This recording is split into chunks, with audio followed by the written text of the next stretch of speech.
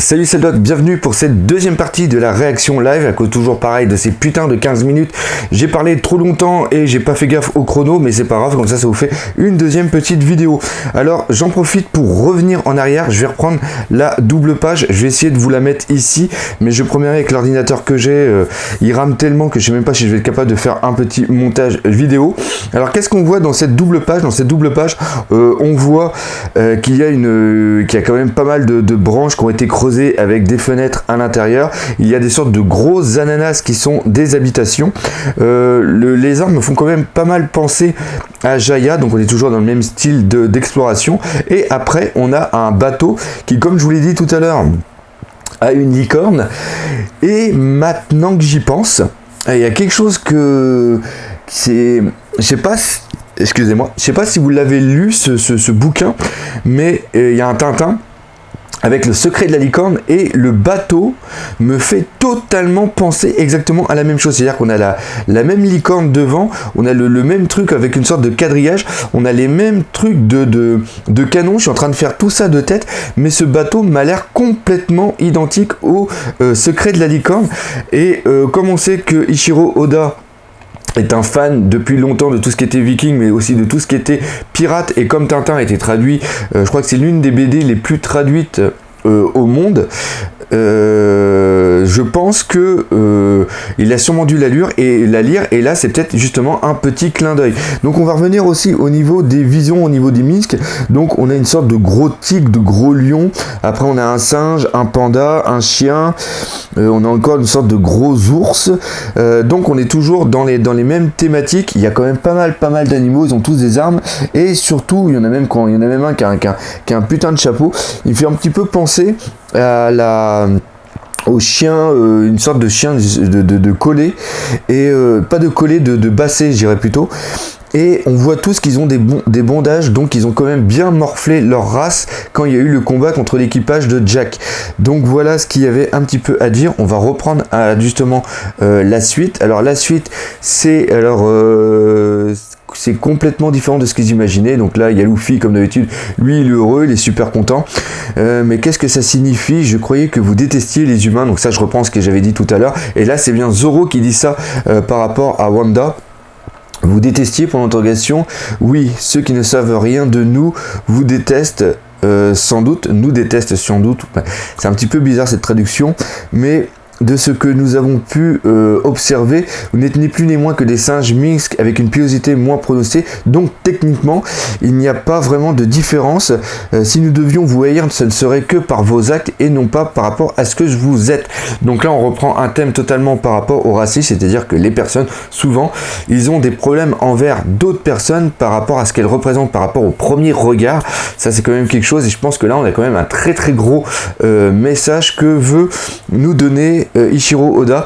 Et je sais aussi que le racisme est quelque chose de très présent au Japon. Les étrangers sont très mal vus, surtout quand ils arrivent à percer dans certains milieux. Donc ça c'est peut-être aussi quelque chose de récurrent. Et on a vu aussi qu'on était un petit peu au niveau du Moyen-Orient.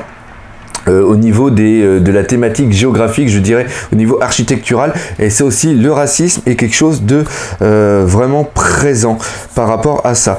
Notre pelage a beau être notre fierté, j'en connais pas moins des nôtres qui admirent les mix de seconde zone comme vous. Donc pareil, encore une fois, il y a quand même quelque chose qui est présent, c'est-à-dire que pour eux, les humains, ce sont des créatures inférieures.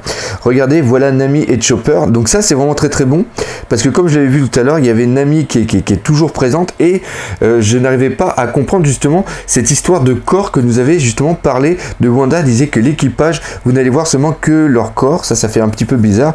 Oi, ils ne sont pas un peu collants avec elle. Garachou, laissez-moi passer. J'ai pigé Garachou. Donc Garachou, ça doit être une sorte de mot de politesse. Excellente nouvelle, Garachou, ok. Je n'aurais jamais imaginé qu'il soit comme ça. Donc là on a une nouvelle vision justement des Misques. Luffy, bah justement tout va bien, donc là on va sûrement voir Senji et tout ça. On voit pareil Robin qui est derrière. Content de vous voir les gars, ah vous voilà. Est-ce que Senji, Brox et Momo, tiens j'ai complètement zappé le Momo, est-ce que Momo vont bien? Là ok, hein, je suis désolé. pour ce qui est arrivé à Senji. C'est quoi ce délire? Luffy, content de vous revoir les gars, vous voilà, est-ce que Senji et Brox et Momo vont bien? Donc là, gros silence, hein, désolé. Et là on voit Wamba qui a la chienne qui a une tête triste, on voit aussi Nami qui pleure carrément. Désolé pour ce qui est arrivé à Senji, l'équipage des chapeaux de paille a de gros ennuis et One Piece en pause la semaine prochaine. Putain! C'est quoi ce délire? On voit Nami qui est quand même super. Ça, encore une fois, on a un putain de cliffhanger avec un putain de suspense avec une semaine d'attente. Putain, bon, on va pas en vouloir à Ishiroda parce qu'on sait en ce moment qu'il est quand même pas mal fatigué, donc il a raison de prendre du repos s'il arrive enfin à comprendre qu'il en a besoin. Mais putain, pour Senji, là, je suis complètement à la ramasse. Putain. Merde. Donc il se serait bien passé quelque chose. Donc pareil maintenant, est-ce qu'il y a quelque chose par rapport là? C'est peut-être lui qui a le problème avec le corps. Et il y a aussi Momo et Brock. Donc Brock, lui, en plus, Brock c'est complet parce qu'avec son fruit du démon, je comprends pas comment il peut mourir. C'est quand même assez bizarre. Et Momo, pour Momo, ça pourrait carrément être là autre chose. C'est-à-dire que d'après le tableau que je vous avais fait lors de la dernière, la petite frise chronologique, on peut penser que justement pendant que Jack était sur l'île de Zou, on peut penser justement que Senji était déjà présent et donc comme je l'avais dit la dernière fois, je pense que Nami, quand Jack a voulu raser la ville et tuer toutes les personnes ou carrément les prendre, je pense que Nami ne peut pas accepter qu'on fasse du mal à des enfants et elle a demandé à Senji justement d'aider les Minks et il est arrivé quelque chose à Senji, là c'est vraiment grave. Et Momo, on sait que par rapport au stress il se transforme en dragon et peut-être que ça c'était intéressant par Jack et Jack l'a tout simplement kidnappé. Et on a vu aussi que tout à l'heure, pendant justement qu'il y avait la période de la séance de torture, Jack cherchait quelqu'un et c'était peut-être justement en relation avec les samouraïs, donc justement de voir Momonotsuke qui se transforme en dragon, c'était peut-être important pour lui. Mais alors par contre au niveau de Senji, c'est complètement... Senji ne peut pas crever, c'est absolument impossible. Ishiroda ne peut pas faire crever ce mec, il est trop important, il y a trop de personnes qui l'adorent, comme moi je vous l'ai dit, je préfère Senji à Zoro d'ailleurs, mais non, c'est absolument impossible. C'est peut-être en un sens l'événement perturbateur. L'événement perturbateur pour ceux, c'est le truc qui justement au niveau d'une trame scénaristique qui permet de déclencher quelque chose. C'est peut-être ça qui va faire que on a vu aussi que Luffy posait des questions par rapport à Jack et c'est sûr et certain qu'il va vouloir aider le peuple des Minsk et il va vouloir retrouver Jack parce que Jack on ne sait pas justement s'il est mort ou s'il est encore vivant. Et donc il va vouloir retrouver, s'ils ont kidnappé le reste des Minks, et s'ils ont kidnappé aussi Momonotsuke, il va vouloir y aller pour les retrouver. Et là on peut justement avoir une confrontation avec Kaido. Et en plus on a vu qu'il est retourné à Dressrosa, donc Luffy a peut-être une peur par rapport à Dressrosa. Il va se passer plein de choses encore une fois par rapport à cet arc. C'est quand même quelque chose de dingue. Là je suis en train de regarder la photo depuis tout à l'heure, mais on voit que la robe de Nami elle a des sortes de petits filets de petits lassages sur le côté. Ça fait penser justement à la tenue vestimentaire qu'avait justement Carotte. C'est peut-être une tenue vestimentaire qui est Nami a peut-être justement une tenue vestimentaire propre justement à cette île. Bref, un truc, je suis vachement sur le cul avec cette fin de chapitre. C'est quand même quelque chose de dingue. En plus c'est complètement, j'étais pété de rire tout à l'heure par rapport à ce qui s'était passé avec Usopp et Zoro. Puis là ça vient complètement tout balancer. C'est ça qui est dingue avec Ishiroda, parce que dans la double page on voit que tout le monde est content, tout le monde est en train de danser, c'est super content qu'ils arrivent parce qu'ils ont l'air d'être attendus comme les personnes qui vont sauver. Donc on est pareil, il dit nous avons des invités d'honneur et veuillez préparer une grande fête par les bienfaiteurs. Donc on sait qu'ils attendent quelque chose, et tout de suite dans ce sentiment de joie qui qu'il peut y avoir. C'est-à-dire qu'on a du comique, de la joie, et dans la dernière page, bim, on a quelque chose où Nami est en pleurs et on sait on se doute qu'il est arrivé quand même quelque chose de super grave à Senji. Merde, ça me trouille le cul sévère quand même.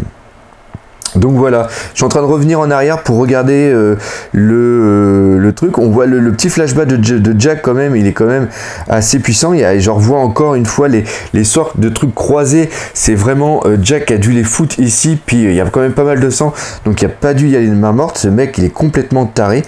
Bref...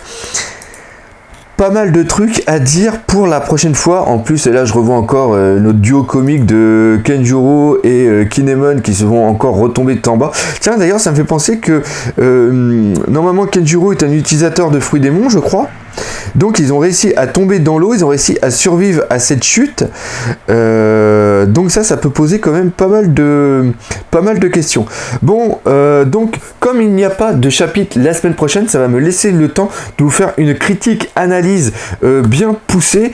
Parce que encore une fois, je vais pas être là cette fin de semaine, je pars vendredi, donc vendredi, samedi, dimanche, je ne vais pas être là, et lundi ça va être une journée de repos parce que je pense pas beaucoup dormir avec tout ce qui m'attend sur place, donc j'aurai le temps justement de vous faire une critique, analyse en détail, et en espérant justement avoir réparé mon ordinateur. Et justement, parlons d'ordinateur, ça me fait penser que là je vais avoir un petit peu de temps et je vais vous faire un point doc justement par rapport à cette pour ceux qui n'étaient pas au courant, vous expliquer un petit peu ce qui m'est arrivé et tout ce que ça va avoir comme conséquence un petit peu sur la suite des vidéos. Donc voilà pour cette réaction live là qui a encore duré 11 minutes, et décidément j'arrête pas de parler, c'est des trucs qui s'étirent. J'espère que vous aurez bien apprécié. Comme d'habitude, n'hésitez pas à partager, liker, parlez-en autour de vous, laissez des pouces verts, laissez des commentaires, et nous on se dit à la semaine prochaine, ou tout simplement à cette fin de semaine si vous êtes du Québec et si vous allez du côté de Montréal, merci le camion. N'hésitez pas à venir me parler de One Piece, ça me fera super plaisir de pouvoir parler avec vous tout simplement. Allez, salut les Nakamas.